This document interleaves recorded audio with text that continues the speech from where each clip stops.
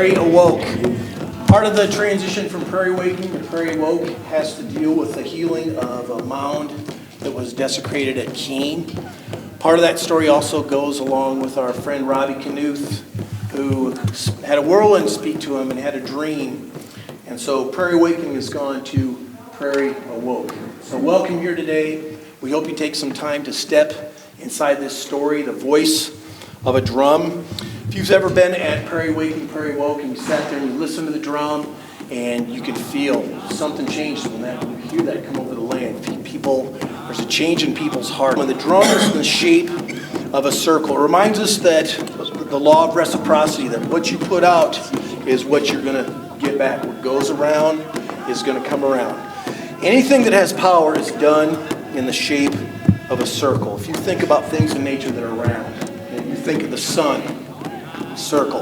You think of the earth, circle. The moon is a circle. The earth revolves around the sun in a circle, and the moon around the earth in a circle. When you think of a drop of water, when it's unrestricted, it is a circle. And the water cycle, a circle. The nutrient cycle, the air cycle, the seasons, fall, winter, spring, summer, those are all those circles. And those four directions, north, south, east, west, we walk in those seasons, in those four directions.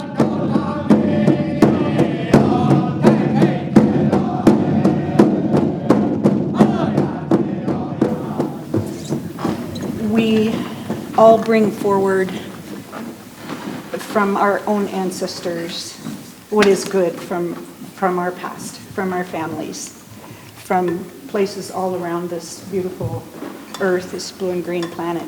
And we are so fortunate to be in this moment in time and to live on this land, in this place. So what gratitude we bring is also for the ancestors that have lived here. So as we bring each a piece of our own, from our own place where our families are from, it is wonderful to gather and also to learn some of the ways and to honor those that lived in this land and kept these ways alive.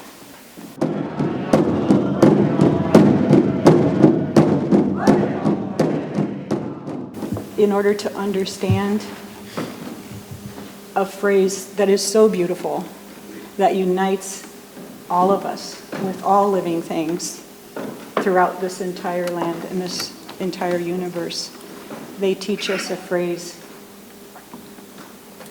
that is direct and to the point and yet all-encompassing. Okay? So we often end a prayer or a talk, a song, a time of sharing with friends with the phrase Mitakuye Oyasin. And that means we are all related. We are all connected. And we are connected to all the other two-leggeds, everywhere in this place and time, even those that are maybe fuzzier than us or not as fuzzy. We are related to the little ones in the soil. And those stones, those rocks, those minerals, those are a part of us. We are a part of them. We're all connected.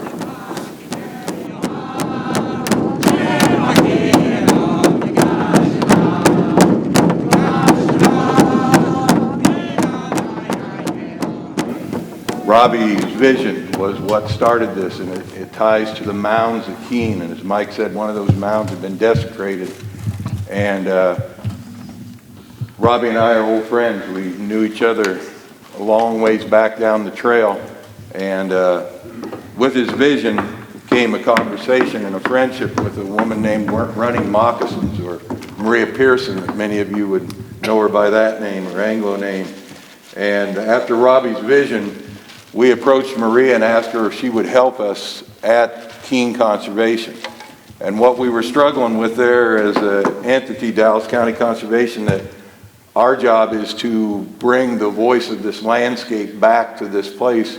We weren't really sure we were getting that done. And we were doing the best science that could be done for ecosystem restoration to bring tallgrass prairie back.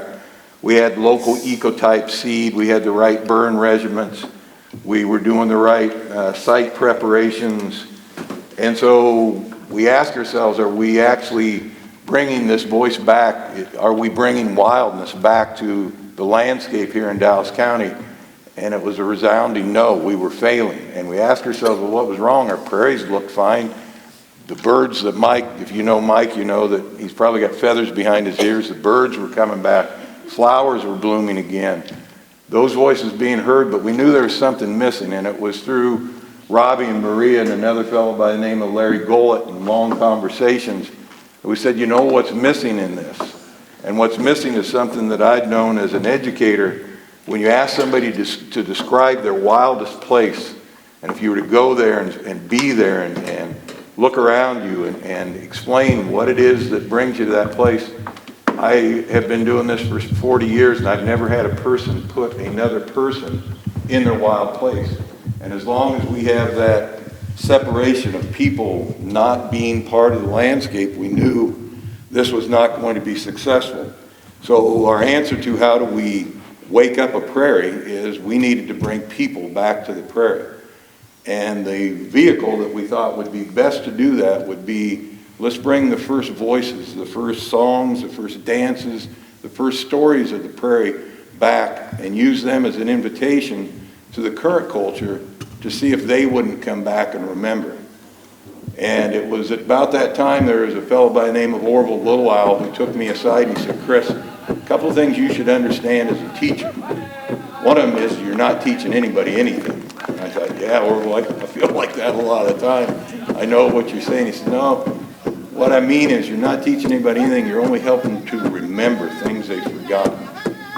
And so as we brought these drums and stories and songs, music, dance back to prairie, I've had all of these years now with Rob, and those of you who have shared those days in September out at the arena in Kuehn. It's interesting to watch that remembering come across people. It's nothing we're teaching, it's something that has always been there, they just didn't remember it. And then to walk away from the first year of that first celebration and come back the next day and have kids there and walk out into that prairie, into those woods, into that river valley and think, wow, this is not the same place. This place has been changed. And so for many years it was Prairie Awakening, and we attempted to, with that celebration, awaken that prairie. But one of the things that was always underlying it was the vision of Rob's and those mounds that needed healing. So over the last number of years there have been songs and dance and ceremony that were done, and we moved towards not only awakening a prairie but healing those mounds. And that has finally come full circle with a day that I'm not going to forget for a long time. There were three of us that went to the mounds, Rob and Mike and I, and Robbie knew what he needed to do to bring this circle full circle. It was very interesting when we got done and we walked out into the newest prairie at Kuehn. Rob says, you know, a lot of times when I'm doing things, there's three in it. And then Rob looks up, and how Mike doesn't see this, because I've never seen Mike miss a bird, but Rob said, look. And there were three eagles flying over that prairie that day. And he said, well, whoosh down. Yeah.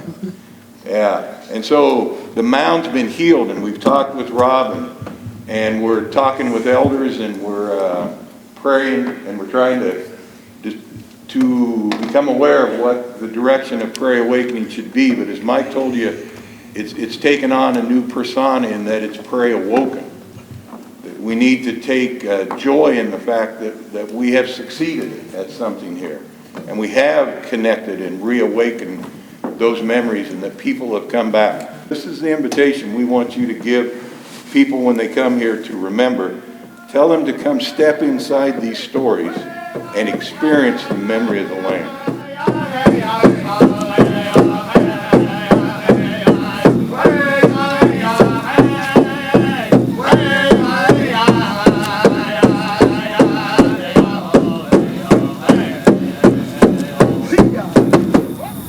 Ahoo!